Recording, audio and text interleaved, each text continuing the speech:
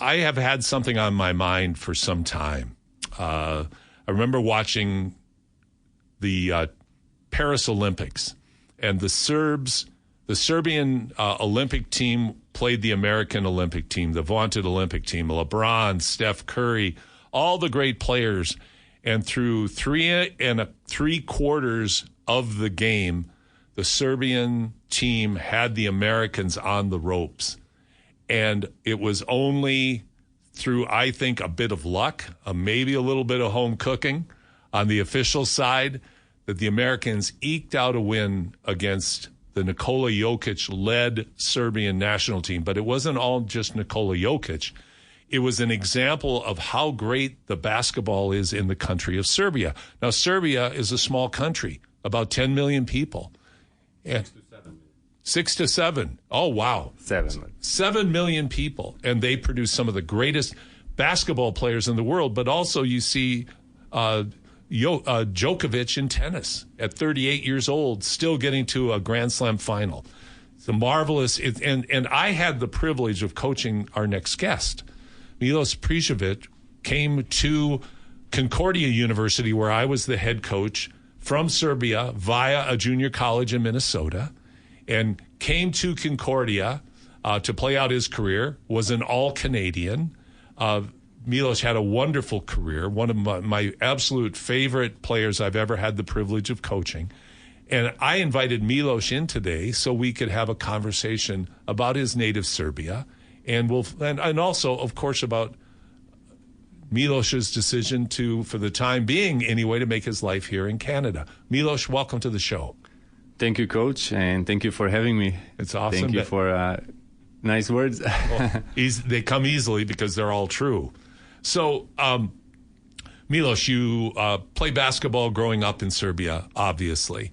Let's talk about the experience that you had. What was it like when did you start playing? Let's start there. Let's start there.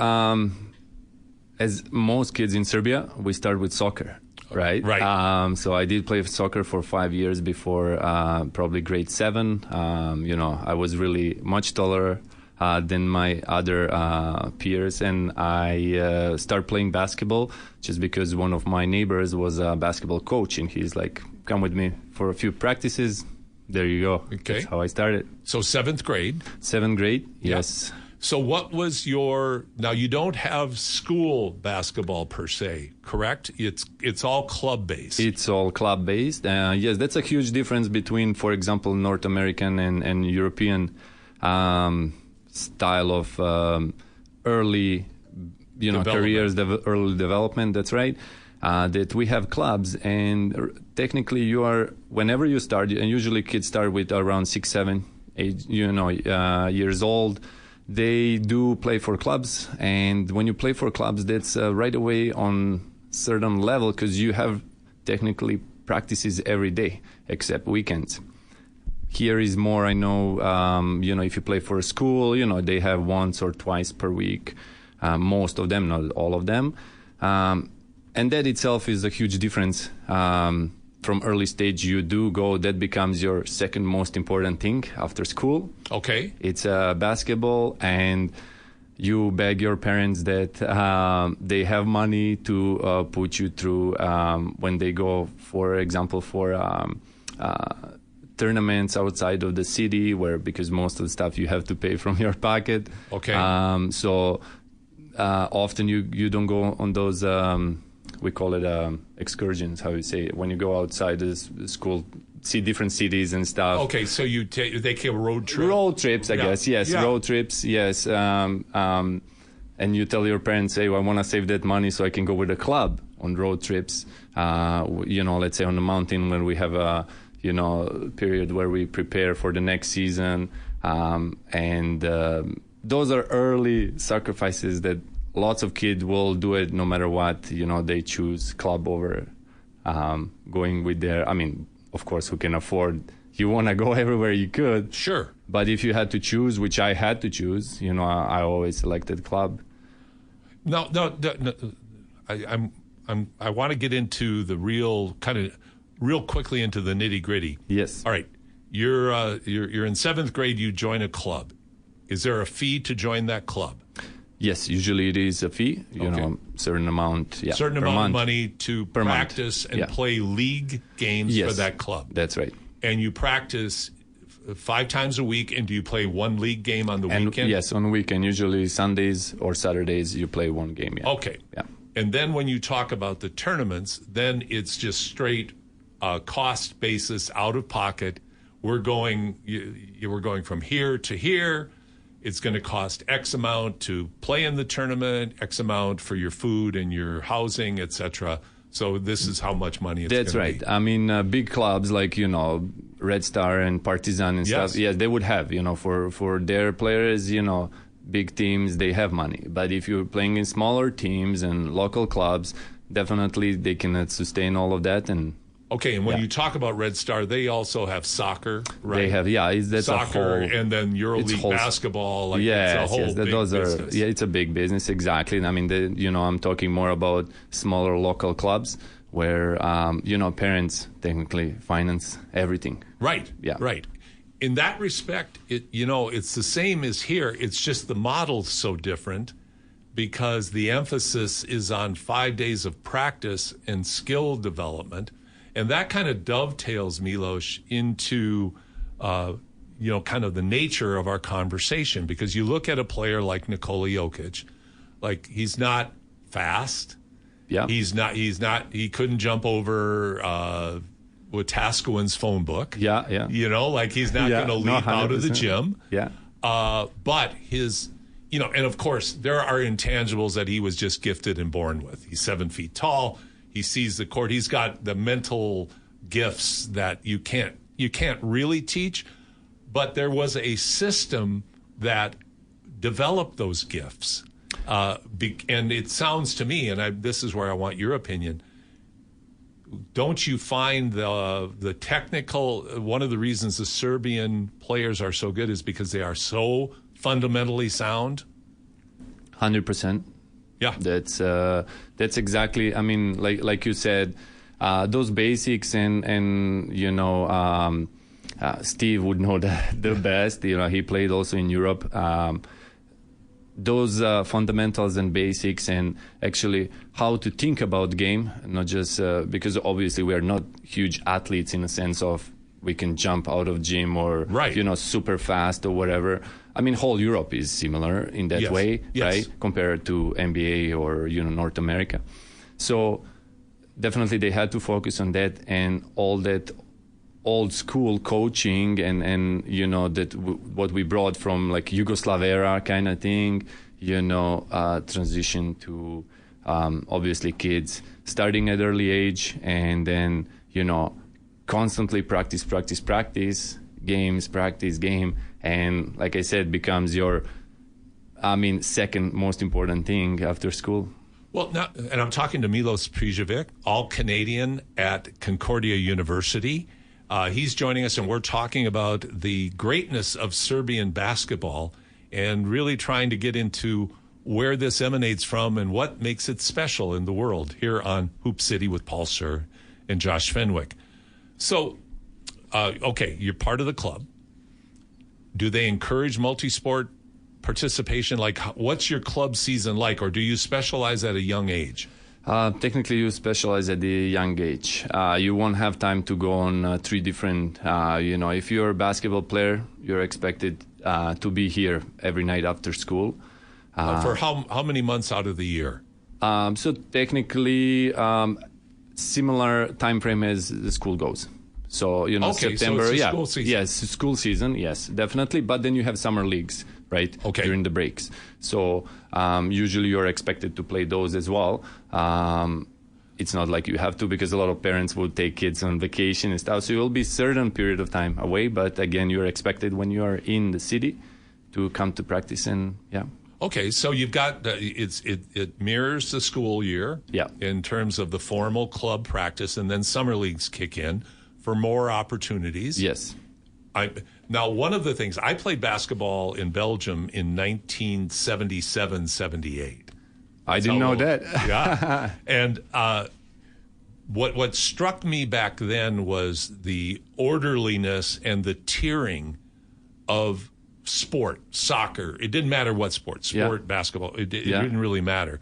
But there was a formal tiering based on your level of ability. That's right. And it's very specific, and they make no bones about it. Like if you're a top-level player, you're identified, and you are promoted and pushed into that Major situation. League or whatever, yes. Yeah, the best are here. Yes. But then from there, you kind of find your water table on where you fit. This is both for ability and for development, but is fun... Here's my question. Was it fun? Is basketball, like in the developmental stage in Serbia, fun? Like you have old school coaches like you, including playing for poor Milos. And I may even share a story or two before this is over about the terrible things I did as a coach. But was it fun? I mean, I know it's intoxicating, but was it fun for a young person? Like you said, for me, for example, yes, it was fun. It was my way of channeling my energy, and definitely that we don't play just to compete. That's whole another level of is it right or not. But coaches don't teach you there. You play here to just to play. It's just because there is nothing else to do, and your parents told you go so you can go early to bed. Go play sports so you can sleep good. Yeah. Every coach there teaches you that you are here to win, and it is expected to win. So no matter who you play against, it's expected to win. And I think that I got hooked up to that adrenaline more than anything. That, yes, I'll shoot as much as I need, off court. So when I go in, no matter who is in front of me, you will take the shot, and you will show him that you're also made of. But that's a great point, and that to me is universal. That whether it's Canada, the U.S., Serbia, wherever it is in the world, you have to show your athletes have to find that one thing. Do you ever see the movie City Slickers? I don't think so. Yeah. All right. There's a great scene in there, a classic scene. Where the Billy Crystal asks Jack Palance, "What's the secret to life?" And Jack Palance says, "One thing." And Billy Crystal says, "What is that?" And he said, "That's for you to figure out." But that's what you have to figure out in basketball. That's right. Is that you have to show the coach that you deserve to be on the court, that he can't keep you off the court, like you showed me. That's exactly. And if I can jump in there, over there, I mean, first of all, to start before everything, tough times make tough people. And, a lot of guys from that area and from that region really went through a lot of tough times, sanctions in 90s, wars, 99. Actual war. Like people cannot even, whoever was not in war, you cannot even grasp that. Like, I remember because I was in 1999, I already had 11 years old, right? So you could see everything. You could see, tomahawks flying and whatnot. That wasn't usually Novak Djokovic is talking about when, his parents sell everything just so he can make it. And, so emotions in Serbia in general, probably in that area, are not the first thing, Emotions come later. I mean, you have to figure it out. They often say, when you're born, they teach you not to afraid of anyone except God. And in that sense, it's more about, hey, coach, I don't feel this and that, it's like, I don't care, figure it out. It's kind of mentality. Yes. That's fine. Yeah. But you better get out on the court. yes, exactly. Yeah. Well, and I think that's what fascinates me, because like in North America, Milos, as you can see, there's always this constant battle. You've got capitalist pressures in basketball. Yes. Like for a lot of kids playing now, the clubs they're playing for are businesses. Yes. And it's all about money. Now, was there a profit motive? Like what my image is, and tell me if this is accurate. The club that you played for was an organization, and they paid their staff, they pay their coach, they pay their coaches. Yes. and it's a formal organization. Yes. Correct? Yes, correct. All right. And that's where your money comes into it. But it's not, and I'm guessing here, at the top levels, as you go up, you get paid more. Yes. In the food chain. But at the second division, third division, you're not getting rich doing this. No, you're not getting probably any money. It's more like a non-profit organization here, Right. really. So, you have enough money to pay your staff, and it about ends there, Right. Stuff, maybe some, basketballs, equipment, and that's about it. So, Well, in Serbia is the standard of living, the incomes that Serbian people have to live with is far lower than North America per capita. Yeah, correct? definitely. Yeah, definitely. Yeah. So it really takes single-minded dedication on the part of everybody involved. And it seems like, and tell me if this is accurate, here it just seems very confusing. Mm-hmm. It sounds like in Serbia it's less so. Like it's a clearer black and white choices. Pretty much. That's exactly it seems like black and white in the sense that, do you want to play basketball? Yes, I will. If I will, that means that I will put everything into it, and everything I can. Of course, not everyone will make it Right. pro or whatever. Right. Technically I didn't make it pro, but I'm still super happy with what I made, in the sense, I played college basketball, I had that opportunity. But dedication and everything else, definitely it's not like I'll play a little bit. Usually those guys play for a year maybe, and that's it. They quit. Whoever is not ready to be under constant somewhat pressure. I don't know if I should call it, but it is at one point, because... And it starts young. Yeah, it starts young. It definitely starts young, and you learn very fast to cope with your emotions and with your, I had a bad day or whatever, I don't feel like doing stuff. It's like it doesn't matter. Too bad. Yes, yeah, exactly. Interesting, because, and what I saw in the Olympics was exactly that. Now, this is what I heard. I don't know if this is 100% accurate, but I found it really fascinating. Is I heard that for 28 days before the Olympics, the Serbian training facility was closed to the media, and they had I think it was like one or maybe two press opportunities. But you got Nikola Jokic coming off his NBA season, going behind closed doors with his countrymen and teammates, because this was no nonsense. Yes. This was no nonsense. Yes. And then they go out and they win a bronze medal. Yes. And they just do phenomenal things. Fascinating, because the opposite is over here. It's the Apollo Creed fight against in Rocky 3 or 4.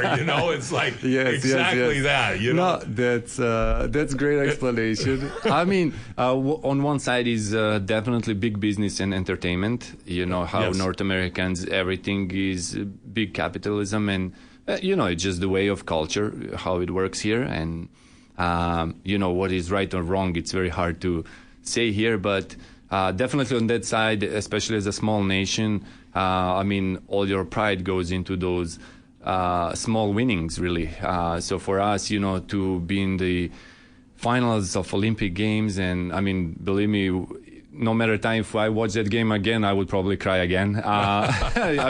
Being up plus 15 and just kind of not winning it is tough no matter what. But, we had... good history in the sense of, being world champions 5 times and European champions, I don't even know, 6, 7, 8, whatever. It's definitely... Amazing.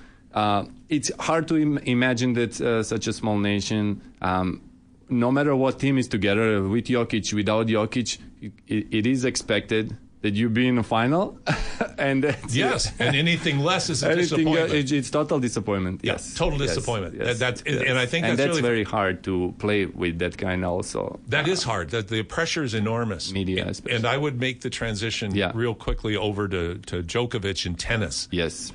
That's what I see in him. He's not the most likable guy.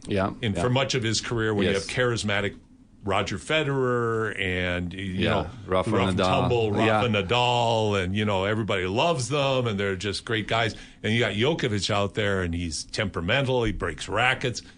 But his expectation is to win every match.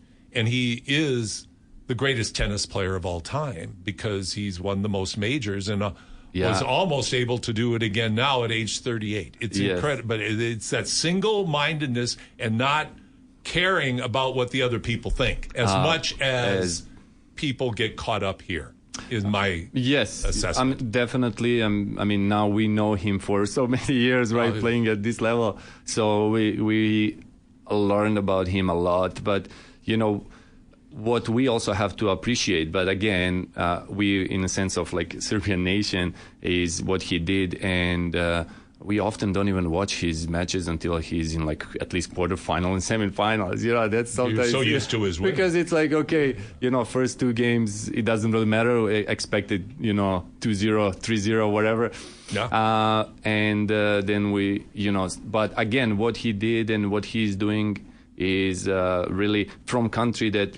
Okay, before that, I think we had that girl, Monica Seles, in 1990s. Before that, I don't know if you're stabbing. You know, Coach. Yeah. Okay, good. Yeah, so, I mean, really, we are not tennis nation at all. Like, no, he's a one-off. One-off, but... And there are some other real good Serbian players, but not like that. Not even close to that level. Yeah, just a special guy. But a lot of it comes from that special mentality that without... he wouldn't be what he is if he didn't have that singular focus that you're describing. That's right. That's part of Serbia. That's right. A couple of quick anecdotes before we wrap up. Number one, we've run our 3x3 event here every year, and every year it's won by the Serbs. And every year the Serbian population from Edmonton comes out and has a ball bringing that almost soccer-style support. Yes. It's wonderful. And I have to go back to, Milos, the fact that I had the privilege to coach you. I challenged you harder than anybody else I ever coached because I knew you could handle it. And at times I felt like Milos needs this. And I wouldn't say this to anybody else but Milos. And I remember one time you said, after that comment, I hated you, Coach. And I deserved it. Because what I said was just awful. But you went out, and in that game, you had 25 points and 26 rebounds. And we won in overtime. And it was like I knew you had that in you, that other players just, if I said that to them, they would break and fall apart. Do you know that that's exactly game that I, even though that was not, it was a playoff game, if I remember, in Sate, right? Yes. Or somewhere there. Mount Royal. Mount Royal, yes. Yeah. And I remember that's one of the games that I will never forget. In that game, that was the game we have word inat in Serbia, which is like stubborn pride. It's hard to translate, but that's what we usually try to explain to. Anyways, that's probably the game that in the game I said, you know, I came to Canada. I went through a lot. I really... You know, I did practice. I know I'm better than these guys who we play against. And we beat them in season, I think, twice, you know, by like... Kill them, not beat them. And then we are in playoffs, like, it's done. Today is done. Like, if we don't win, it's done, you know, like, whole year is... And we were down by 15, 20, I don't remember. 20 at half. Yeah, one in overtime. And literally second half, you know, I told myself, listen, you know, I was talking to God, literally, like... I'm going to die today on this court. Like, I don't care about my pulse or anything. If you remember, I was probably not nice to even my players. You were. And that was wonderful. I was like, that was wonderful. I remember Ethan is probably telling me, calm down. I told him I don't want to calm down. I was like screaming at him. Well, I remember that game because Lee Dandifer from Augustana was just on fire. And, oh, gosh, what's John's name? They were making... Everything out of their minds. It was their game. Yes, They're out of their minds. They're up 20 at half. And John, and I forget his last name, he coaches and teaches at St. FX. Wonderful player. Started to lock Lee down. Ethan had 34, and you had 25 and 26. And But you were the red-hot burning fire on the court that was just, I am not going to lose. and we battled back and won in overtime. I know. It was at the end, I think, me and Ethan just shooting and grabbing that ball. We were going for our own shots. We were not giving a second chance. No, there was no doubt. You guys were going to win the game, and we did. Oh my it was God. marvelous. But it is for sure. That's one of the games. People often think it's just top games are the kind of finals and whatnot. Definitely, finals are huge games. But for individual players, often they have this much smaller game that meant much more to them to prove to themselves than anything else. And don't you feel like that kind of game, that kind of obstacle that was in front of us, in front of you, that had to be overcome, that's what you take the most from in life when you can prove to yourself that no matter what the situation is, you have the ability to overcome it and come out on top. No doubt, 100%. And like I said, if there was any game that I would watch again and go through again, it would be that one. Game. Yeah. That's so true. Milos, we're unfortunately out of time. This has been absolutely delightful. Thank you very, very much. Thank you for having me. It is always a pleasure seeing you. Likewise. And I'm sure all our best and love to your family. So thank you. Milos Prijovic, all Canadian at Concordia University, joining us here on The Deep Dive.